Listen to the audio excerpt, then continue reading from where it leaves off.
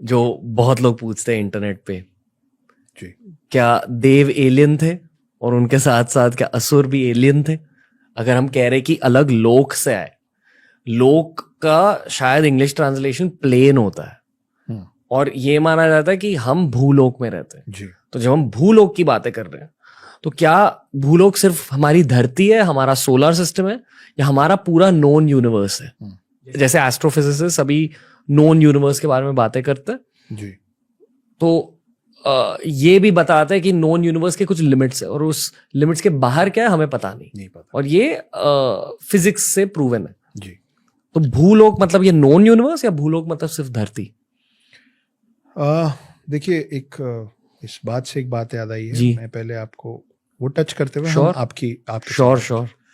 Western countries में जिस पहले आदमी ने बोला था ना कि अर्थ इज राउंड, उसको फांसी पे टांग दिया था। ये फैक्ट है, नाम मुझे ध्यान नहीं है पर मिल जाएगा, कि ये अगेंस्ट द क्राइस्ट बात कर रहा है। जब ये वहां किया जा रहा था ना, उस समय भी हम यहाँ पे ज्योग्राफी को भूगोल ही कहते थे।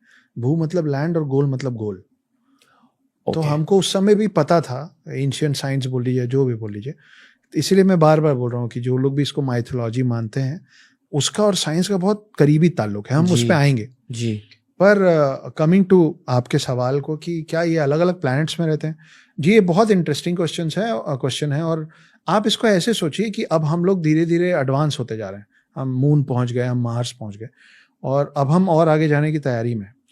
एक दिन ऐसा आएगा ना, मतलब आज से 500 साल पहले, 200 साल पहले कोई सोच नहीं सकता था कि हम मून तक पहुंच जाएंगे। हम पहुंच गए, मून तक पहुंच गए, मार्स तो दूर है, नहीं पहुंच, हम पहुंच गए। आज हमको लगता है कि जहां हम नहीं पहुंच पाएंगे, जस्ट इमेजिन कि एक दिन एक स्पेसशिप अर्थ से निकलता है और वो किसी ऐसे प्लैनेट में लैंड करता है जहां हैबिटेट है, किसी अलग तरीके के जीव हैं लेकिन हैं, और they have brains, they can understand. They might not be knowing our language, हमारा लैंग्वेज नहीं। हम किसी तरीके से अगर उनको ये समझाएंगे कि हम कहाँ से आए, तो हम 2-3 चीज़ें बोलेंगे। हम बोलेंगे कि हम पृथ्वी से आए, अर्थ से आए, ठीक है, और वो ध्यान से देखेंगे कि हम दिखते कैसे, हम चलते कैसे। और फिर जब हम वापस, अब हम आए हैं और अगर वो हमारा नुकसान नहीं कर रहे हैं, तो हम उनको कुछ तो देंगे। चाहे हम अपने स्पेसशिप से निकाल के उनको कुछ चिप्स का पैकेट ही दे दें, पर कुछ तो देंगे, है ना। वो उनके लिए पहली बार देखी हुई कोई नई चीज़ होगी। और उसके बाद हम वापस उसी स्पेसशिप में बैठेंगे, क्योंकि हम ग्रेविटेशनल फोर्स तो सीख चुके हैं, और हम निकल के वापस अर्थ आ जाएंगे। रोज रोज तो उस प्लैनेट नहीं जा सकते, और उस प्लैनेट का टाइम अलग चल रहा होगा, हमारा अलग चल रहा है, ब्रह्मा का अलग चल रहा है ना। डिवाइन युगाज अलग हैं, ह्यूमन युगाज अलग हैं।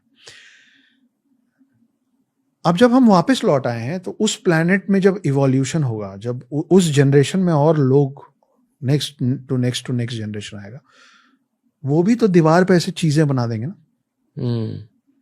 और उनके लिए भगवान कहाँ से आए थे पता है? उनके लिए भगवान अर्थ से आए थे। तो भगवान ऊपर से आए थे, भगवान पृथ्वी नाम, तो हमारे लिए स्वर्ग वर्ड जो है, वो शायद उनके लिए वर्ड पृथ्वी बन जाएगा। स्वर्ग वर्ड भी सब्जेक्टिव होता है, सब्जेक्टिव होता है।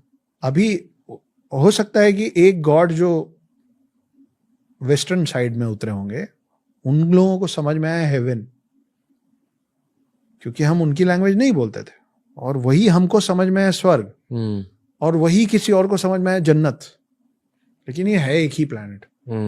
तो वहीं से फिर वो बात निकलती कि ऑल गॉड्स आर वन, भगवान एक ही है।